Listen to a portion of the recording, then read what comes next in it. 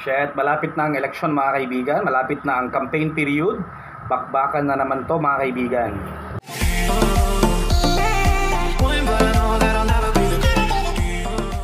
So ito nga, ang eksena natin, nagki-partner tayo sa isang printing shop. Ang trabaho lang natin is magle-layout at magbibigay lang si printing shop ng komisyon bawat kopya sa atin. Katulad ngayon, nagle-layout tayo, depende sa size yan mga kaibigan. For example, 2x3, okay na mayroon tayong kita sa layout at may kita tayo sa bawat piraso, di ba? Diskarte ba? At ngayon, kasalukuyan tayo nagle-layout. Samahan nyo ako sa magle-layout mga kaibigan. Hindi ko tuturo kung paano mag-layout. Meron ibang mga videos para dyan. Yung mga sizes na binigay ang Comelec mga kaibigan, katulad dito, tignan natin. Yan.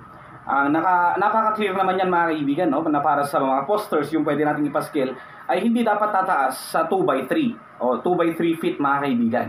Okay? At para naman sa pang-rally, ay nakalagay din dyan mga kaibigan na hindi dapat lalampas sa 3x8 feet.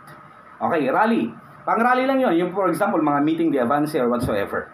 Okay? Pero sa mga pwede natin ipa-scale dyan sa kung saang parte man pwede tayo magpa-scale, no? 2x3, hindi dapat lalaki. So, pwedeng bumaba pa yung tarpaulin nyo dyan kung gusto nyo ng 2x1.5 feet. Kung gusto nyo ng 2x1.5 feet, pwede lang din. Kung gusto nyo ng 1.5 by 1 feet, pwede lang din na tarpaulin mga kaibigan. Basta wag lang lalampas sa 2x3. Pakita ko sa inyo sa layout ko mga kaibigan. So, narito. Ito yung pang-rally mga kaibigan. Ang size nito ay 3x8. Punta tayo sa may image size, inches, syempre. 12 inches is equivalent to 1 feet. So, 96, 8 yan. 36, 3. So, 3x8 lang siya mga kaibigan.